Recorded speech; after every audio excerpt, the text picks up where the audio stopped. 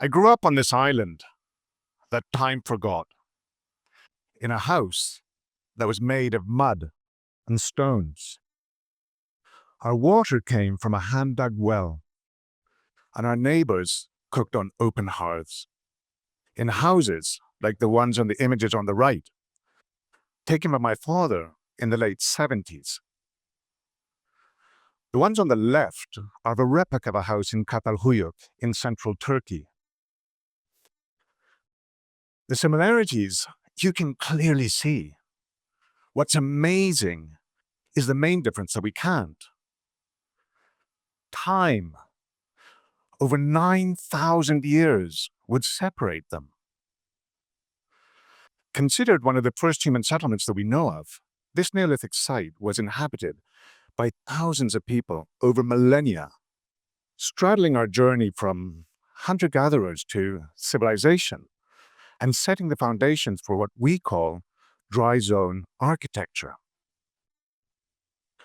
that appears to stretch from the Himalayas to the Atlantic Ocean, consisting of simple rectangular buildings made of mud or stone, with flat wooden roofs waterproofed with a layer of clay. They're introduced to the island by the Phoenicians in the 7th century BC, as you can see here. When my parents arrived from Vancouver in 1956, they traveled both in distance and in time. Time that was measured in seasons and phases of the moon. Summer began with the whitewashing of houses and ended with the barefoot stomping of grapes for wine. In the autumn, families gathered to press olives for oil. And winter was announced by the cries of slaughtered pigs echoing through the valleys. Life was very different. But it would not last, as the shift to tourism would happen incredibly quickly. In less than a generation, the island would once again become a destination, losing much of its identity, and finally influenced by less sustainable architecture. Witnessing this loss, my father measured the untouched houses that were rapidly disappearing and interviewed elders and on design and building methods, hoping to save the architectural heritage. He opened his studio in 1967.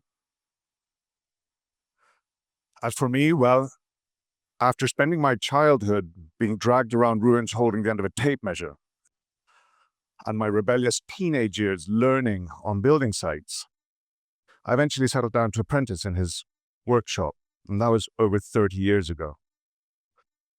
But even then, I knew that we stand on the shoulders of giants, of barefoot builders who developed a design that was so suitable it remained intact over hundreds and hundreds of years. Their building materials were collected on site. There was just mud, stone, timber. Trees were pruned and cherished over generations, grown straight and untapered to build new roofs and replace aging beams. Cracks in the earth roofs were filled with fresh clay at the end of summer, before the first rains washed away the debris that was diverted from the cisterns to avoid sediments. This continuous maintenance kept the houses from dissolving back into the ground that they were created from, and meant that the knowledge was not lost. As the architecture of the island was an organic relationship between man and nature. At first, my father rebuilt old ruins, but as they disappeared, we began to build replicas of old houses. And then over time, our designs evolved to fit our new lifestyles. But are our needs really that different? What is it about these houses that still attracts us? And what is it about them that feels right? Could it be that We can easily understand and relate to their simplicity. Nostalgic for the safety and the comfort of a life that was less complex? Or is it possible that our yearning runs even deeper? A need for a primal recipe with the essential ingredients of a family home, of humble buildings measured in handbreadths that are the projections of the people who live in them and ground us in the landscape. So even as our designs continue to evolve, we seem to be closing a circle. Easy access to information allows us to be a part of the design process of the spaces that we will inhabit. Then, what should we consider first? Our location. Is our design correct for our climate, for our environment? And if so, can we find balance and harmony in opposites? Can we adapt to our modern needs while still saving the essence of a timeless tradition?